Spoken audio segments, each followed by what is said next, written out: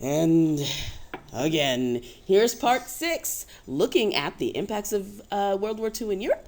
And so here we spend some time looking at what happened in Eastern Europe and also what happened in Germany. And away we go. Now that we've looked at a lot of the overall impacts, keep those in mind as we start looking more specifically at different regions within Europe. So to begin with, we'll be spending some time looking at the impacts specifically on Central and Eastern Europe.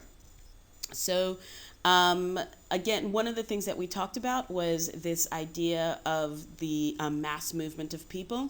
So the eastern portion of Poland was annexed by the Soviet Union, and so the Polish people who had been living there were forced to move out and resettle elsewhere.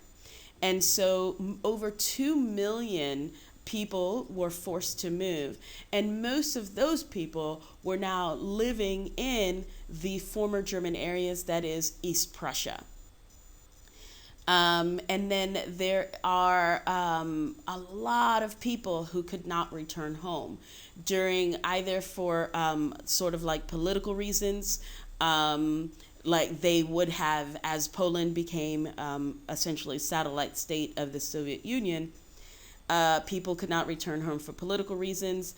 They would have been murdered as soon as they got into Poland. And so the UK passed an act called the Polish Resettlement Act of 1947, which allowed the Polish who had fled to the UK during World War II and before to be able to stay there permanently.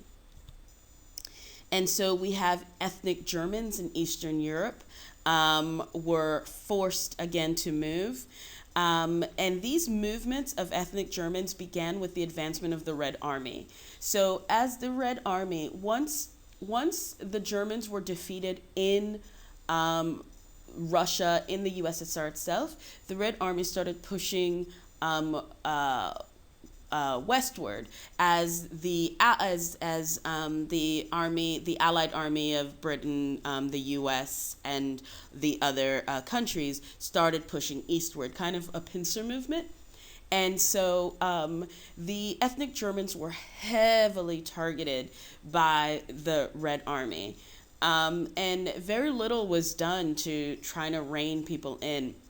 And as stated before, like millions and millions of women were raped, kind of as an instrument of war. And so these ethnic Germans were forced to relocate beyond. Oh, they were forced to relocate, or else they would not.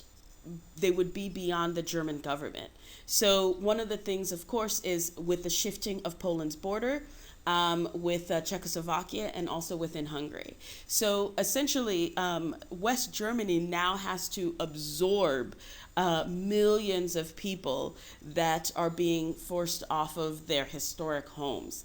So that's one of the biggest things about World War II that differentiates it from World War I, is this idea of instead of the borders shifting to accommodate ethnic groups, the ethnic groups need to shift to accommodate the borders. And so we have here the expulsion of Germans from the Sudetenlands. One of the things to remember about this is that, one, the Sudetenland was one of those areas of contention by the contention for the Germans after the Treaty of Versailles and other treaties of 1918. And then, of course, it was the excuse used by Hitler to expand more and to take apart Czechoslovakia. So they're not going to do this again, right? And then the other thing, though, is that essentially, if you were people had been living there for generations.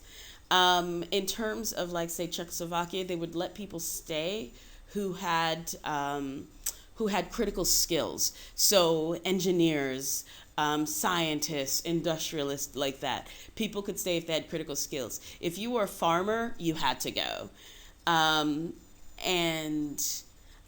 if you were, say, a Czech woman married to a German man, you had to go. They would allow you to stay if it were a German woman married to a Czech man, like that. We have Polish POWs captured by the Red Army during the Soviet invasion. A lot of those prisoners of war. The thing about Stalin and the Red Army in Poland is they, at times, they were not there exactly to liberate Poland. They were there to recover the lands that they had lost as a result of the Treaty of Brest-Litovsk in World War I. This is my interpretation. So at times they hung back.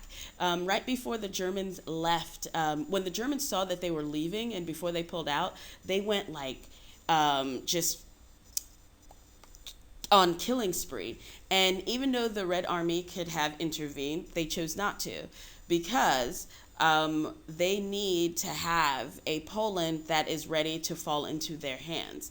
And so getting rid of some of those people who are fighting for Polish nationalism, who are fighting for, who are connected with the previous government that wanted a democracy and so on and so forth, that worked out better for the Soviet Union politically.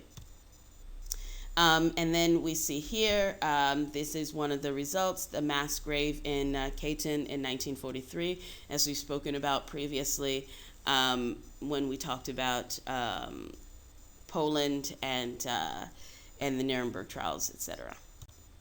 All right. So, as stated, Czechoslovakia expelled almost 3 million Germans from the Sudetenlands, and the Soviet Union also forced Hungary to expel Germans. One of the things to remember here is, remember, back in the day, we had the Austro-Hungarian Empire, and there was a free movement of ethnic Germans. So these may not actually be people who were involved with Germany, but just as they were ethnic Germans and spoke German. So Hungary also is going to fall under the, is going to become a satellite state of the Soviet Union. And one of the things that the Soviet Union does is expel the Germans. Essentially, you have, with this, from Eastern Europe, you have a movement of 12 million people. And these 12 million people are largely going to West Germany and Austria. So as we talked about some of the economic problems and lack of food and stuff like this, the idea that countries that have already been destroyed economically, having to absorb 12 million people and provide housing and food and employment for them is huge. So even during the war, German citizens were deported to the Soviet Union as forced labor. And so this idea of forced labor again was agreed upon by, the US and Britain because they needed Soviet help. So you have almost 272,000 German citizens deported to the Soviet Union. And in Yugoslavia, many towns were turned into internment camps, basically jailing people before they could move. You have expulsions, flight, and internment. We have, because of this, people fleeing the advancement of armies, people being forced to move, and then the internment of people into these towns. You have hundreds of thousands of deaths. And as people are being expelled and fleeing, they are leaving without their whatever sort of resources and wealth they had developed and built up, and so on and so forth. Okay. 700,000 Ukrainians were expelled from Poland to the Soviet Union, again, because of those shifting of those borders. The Italians were expelled from Yugoslavia. The Soviet Union occupied the countries of Eastern Europe, and they became satellite states, and they are Poland, Hungary, Czechoslovakia, Romania, Albania, and Yugoslavia for a while. In the HL topic, when we start looking more deeply at Eastern Europe at this time, there is going to be a fallout politically between Yugoslavia and the Soviet Union. All right, which brings us to Germany and the Germans. So on the whole, the thing, as much as people or the Germans complained about the harshness of the treaties of Versailles, the results of World War II were much more far-reaching. They lost a lot more than they did at the end of World War I. So one of the things, of course, is that they are occupied, so they lose their political sovereignty, and they're occupied by France, Britain, the U.S., and the Soviet Union. So each area has its own zone rather than whole management. Originally, Germany was going to be governed together. So this is one of the things as we talk about Europe after 1945, and this is why you essentially have the East Germany and West Germany. So originally they were going to be governed together. However, with the breakdown of the alliance between the U.S. and the Soviet Union, that's not going to work out. And so Berlin, even though it is in the Soviet-occupied zone, it also was divided into 4 regions of management. And so because you have these country-specific occupied zones, the policies, the implementation of policies was different. Britain and France have less money, especially France, and they have a lot of other things that they're focusing on as well. And so eventually in May 1949, the occupied zones of Britain, France, and the U.S. were merged, and this became the Federal Republic of Germany. And then in 1949, you have the German Democratic Republic of the Soviet-occupied zone. And so here you go. This is what Germany looked like politically. And then you can see right in there is Berlin split up into these 4 areas again. Reparations came in the form of industrial assets and labor. So one of the biggest things at the end of World War I and at the end of World War II is a lot of the industrial technology that Germany had been developing. Part of the reparations was actually the intellectual property. So people got, like patents and stuff like that. And then, of course, labor especially in the Soviet Union. So there was reparations to the country that shall not be named, and the World Jewish Congress for the property seized during the Nazi rule, as well as the forced labor of Jews. Yugoslavia is going to receive about $36 billion in factory equipment. And one of the things that Russia does is Russia dismantles a lot of the factories, and especially in Eastern Germany, and ships them to Russia. But remember, the things that they intended to do was actually shift Germany away from heavy industry towards light consumer industry, and so to prevent the possibility of war, and so or to demilitarize fully. And so these dismantling of factories reduced heavy industry to half of 1938. And so this is part of the stuff that they realized. This is part of the things that they realized is too much, and that the industrial capacity of Germany is necessary to good functioning of the rest of Europe. As a result of these economic problems, the standard of living was brought down to 1932 standards. So at the height of the Great Depression and the height of where people were suffering, this destruction of their industry and all of this stuff brings it down to that point. And then at the same time, they're trying to absorb all of these millions of people. And so Germany essentially has to accept that that everybody, like all Germans, shared collective responsibility for the Holocaust and the actions of the Nazi government. So this is one of the intellectual properties which the West was happy to, or the Allies were happy to get their hands on. V2 rockets, like the V2 rockets become the foundation for the space program for both the Soviet Union and Europe and the US. There is this massive program of denazification. Again, this differed between the occupied zones. The idea here was to remove all of the symbols of Nazism and remove people from basically being able to keep these ideas alive. And so this denazification program also extended to the German occupied countries like, France and Denmark, et cetera, et cetera. And so, as stated, it's a removal of important people from power influence. One of the things that often happens is that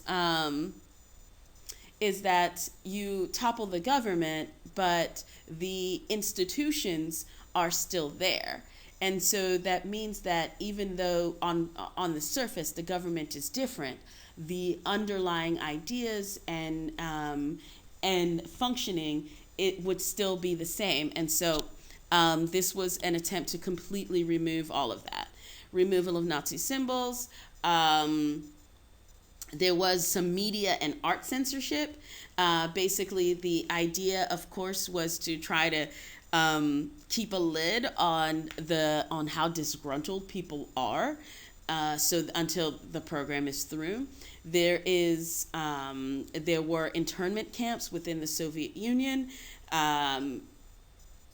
And internment camps are, too many people are being forced to live together in really tight situations without adequate, hygiene and water and stuff like that. And so a lot of disease was rampant, and that's one of the reasons why you have such high numbers of deaths. And so here we have the destruction of the removal of Nazi symbols. So instead they rename streets, taking down street signs instead of Hitler Street, it's named something else. The German eagle, like that eagle has been a part of German culture historically. So what they've done is they've removed the swastika from it. So just kind of arrange from small things like this. And so the Soviet Union establishes an anti-fascist security wall. And so the occupation of the West Germany continues officially until May 1955. And so there you have the general treaty essentially with West Germany, but the idea here in 1955 is that West Germany has sovereignty, but there are some restrictions on what she could do until she's able to unify with East Germany. And the centralization of the Nazi program is reversed back to the way that Germany originally was, with the various, I guess the closest analog would be states. So it's federated rather than centralized. And so the East Germany gained sovereignty after the death of Stalin, and there was reorganization in September 1955. So once again, you have a set of treaties in 47 that deal with these countries, and now we have other treaties happening in 1955. But again, these are with still not the entire Germany because it's separated.